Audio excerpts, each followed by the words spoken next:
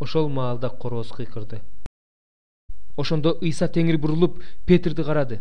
Петр теңирдин ушул түнү короз кыйкырганга чейин сен менден 3 жолу баш тартасың деген сөзүн эстеп сыртка чыгып өксөп ыйлады. Эртең менен бардык башкы ыйык кызмат кылуучулар менен аксакалдар чогулуп, Ыйсаны өлүм жазасына тартуу үчүн кеңешме өткөрүштү. Эртеси эртең менен эл аксакалдары, башкы ыйык кызмат кылуучулар жана мыйзам окутуучулар чогулуп, аны өздөрүнүн жогорку сотуна алып барышты да, андан «Кана айтчы бизге, сен Машаяксыңбы?» деп сурашты. Ыйса болсо аларга «Айтсам баары бир ишенбейсиңер. Сурасам баары бир жооп бербейсиңер. Мындан кийин Адам уулу кудуреттүү Кудайдын оң жагына отурат» деди. Ошондо бардыгы ага «Демек сен Кудайдын уулу экенсиң да» дешти. Ыйса аларга «Менин ошол экенимди өзүңөр айтып жатасыңар» деп жооп берди. Ошондолар «Бизге дагы кандай далил керек? Анткени биз анын өз оозунан укпадыкпы» дешти. Исага чыккынчылык кылган жүйүт анын айыпталганын көргөндө өкүнүп 30 күмүш тыйынды башкы ыйык кызмат кылуучулар менен аксакалдарга кайта алып келди да күнөөсүз кандын төгүлүшүнө себепкер болуп күнөө кетирдим деди. Алар «Биздин ишибиз эмне? Өзүң бил» деп коюшту. Жүйүт күмүш тыйындарды ибадатканага ыргытып жиберип, ал жерден чыкты да барып асынып өлдү. Башкы ыйык кызмат кылуучулар тыйындарды жыйнап алып, «Бул кандын наркы, муну ибадаткананын казынасына салууга болбойт» дешти. Өзара акылдашты да бөтөн жерликтердин сөөгүн коюу үчүн ал тыйынга карапачынын жерин сатып алышты.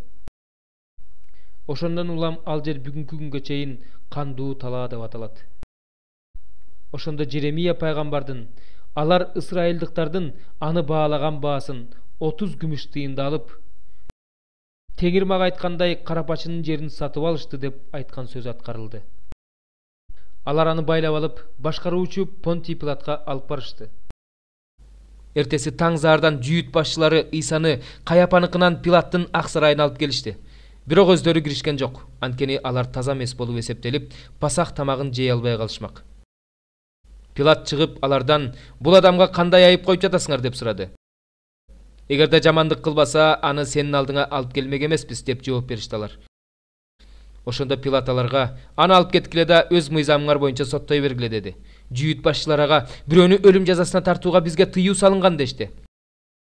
Өзүнүн кандай өлүм менен өлөрүн алдын ала айткан Ыйсанын сөзү аткарылышы үчүн ушундай болду. Мындай деп айыптай башташты. «Биз бул адамдын элибизди бузуп жатканын көрдүк. Падышага салык төлөөгө тыюу салып, өзүм Машаяк падышамын деп жүрөт». Ыйса башкаруучунун алдында турду. Пилат андан «Сен жүйүттөрдүн падышасысыңбы? Өзүң айтып турасың» деди Ыйса. Пилат ак сарайга кайра кирип, Ыйсаны чакыртып алды да «Сен жүйүттөрдүн падышасысыңбы?» деп сурады. Ыйса ага «Муну сен өзүң айтып жатасыңбы же мен жөнүндө сага бирөө айттыбы?» деди. Пилат ага «Мен эмне жүйүт белем? Сени мага өз элиң жана башкы ыйык кызмат кылуучулар алып келишти. Эмне кылдың эле?» деди.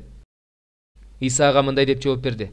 «Менин падышачылыгым бул дүйнөдөн эмес. Эгерде менин падышачылыгым бул дүйнөдөн болсо, анда кызматчыларым мени жүйүттөрдүн колуна түшүрбөө үчүн күрөшүшмөк. Менин падышачылыгым бул дүйнөдөн эмес». Ошондо Пилат ага «Демек сен падыша экенсиң да?» деди. Ыйса ага «Өзүң айтып жатасың. Мен падышамын. Мен чындык жөнүндө күбөлөндүрүү үчүн төрөлгөм жана ошол үчүн бул дүйнөгө келгем. Ким чындык тарапта болсо, ал менин үнүмдү угат» деди. Пилат андан «Чындык деген эмне?» деп сурады да кайра чыгып элге мындай деди. «Мен андан эч кандай айып тапкан жокмун». Айыптап жаткан башкы ыйык кызмат кылуучулар менен аксакалдарга Ыйса такыр жооп берген жок. Ошондо Пилат ага мындай деди. «Сага каршы кандай күбөлөндүрүүлөрдү айтып жатышканын угуп жатасыңбы?» Бирок Ыйса бул суроого да жооп берген жок. Пилат буга таң калды. Пилат башкы ыйык кызмат кылуучуларга чогулган элге «Мен бул адамдан эч кандай күнөө тапкан жокмун» деди. Бирок алар айткандарынан кайтышпай, «Бул Галилеядан баштап ушул жерге чейин бүт жүйүт аймагында өзүнүн окутуусун таратып, элге дүрбөлөң түшүрүп жүрөт» дешти. Пилат муну укканда «Эмне? Бул адам галилеялыкпы?» деп сурады. Ыйсанын Ирод башкарган аймактан экенин билгенде, Пилат аны Иродко жөнөттү. Анткени ошол күндөрү Ирод Иерусалимде жүргөн эле. Ират Исаны көргөндө аябай кубанып кетти. Анткени ал тууралуу көп уккандыктан кандайдыр бир керемет көрүүгө үмүттөнүп, аны көптөн бери көргүсү келип жүргөн. Ал Исага көп суроо берди, бирок Исага эч кандай жооп берген жок. Ал жерде турган башкы ыйык кызмат кылуучулар менен мыйзам окутуучулар аны аябай айыпташты. Ират болсо өзүнүн аскерлери менен аны кордоп мазактады да, ага жылтылдаган кийим кийгизип кайра Пилатка жөнөтүп жиберди. Буга чейин бири-бири менен касташып жүргөн Ират менен Пилат ушул күнү дос болуп калышты. Пилат сот тагында отурганда аялынан «Ал адил адамга тие көрбө, анткени мен түндө түшүмдө ал үчүн аябай кыйналып чыктым» деген кабар келди.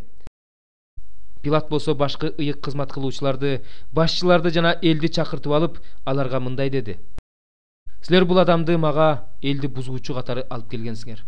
Бирок мен силердин алдыңарда тергөө жүргүзүп, андан силер койгон айыптардын эч бирин тапкан жокмун.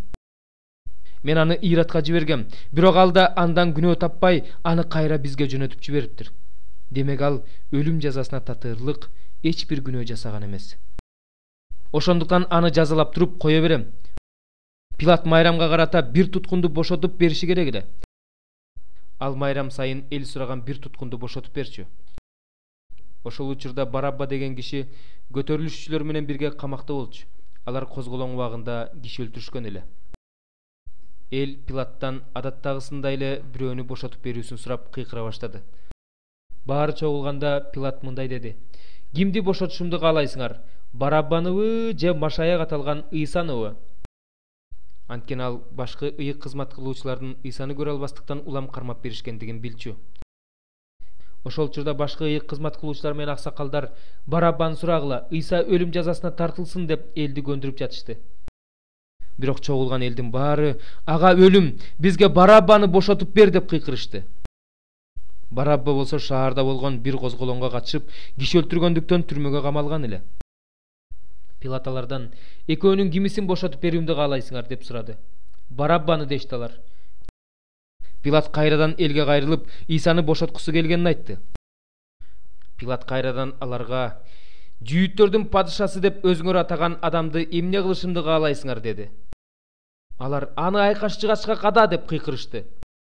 Бирок алар «Аны айкаш-жыгачка када, айкаш-жыгачка када» деп кыйкырышты.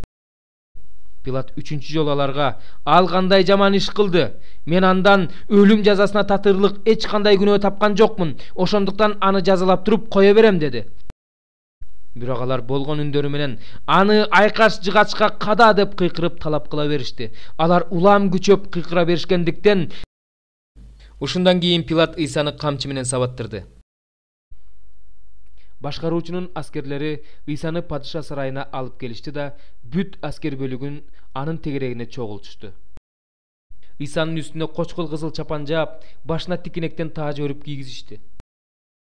Тикенектен тааж өрүп башына кийгизип, оң колуна таяк карматышты да алдына тизе бүгүп, «Салам жүйүттөрдүн падышасы» деп келекелешти.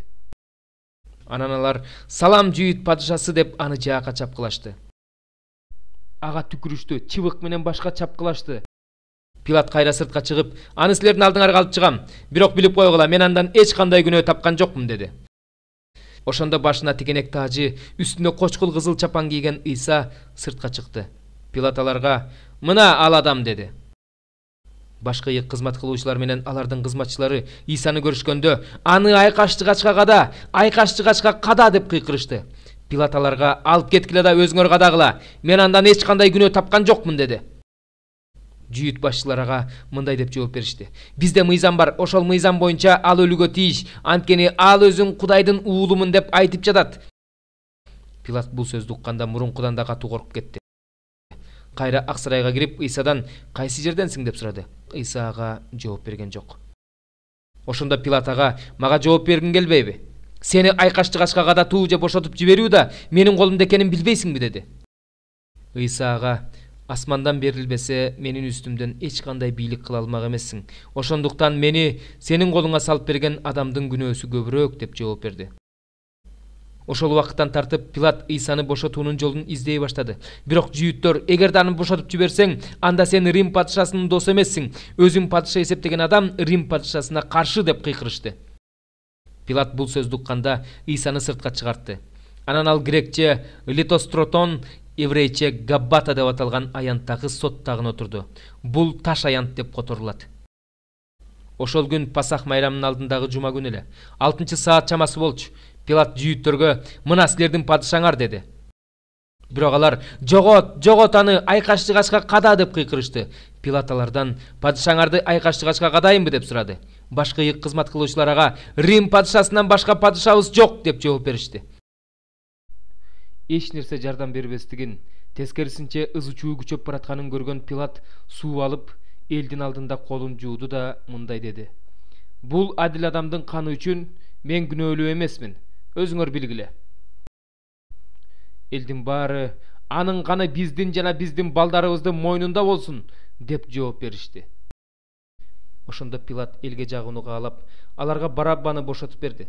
Ал эми Ыйсаны камчы менен сабаткандан кийин айкаш-жыгачка кадатуу үчүн аскерлердин колуна тапшырды.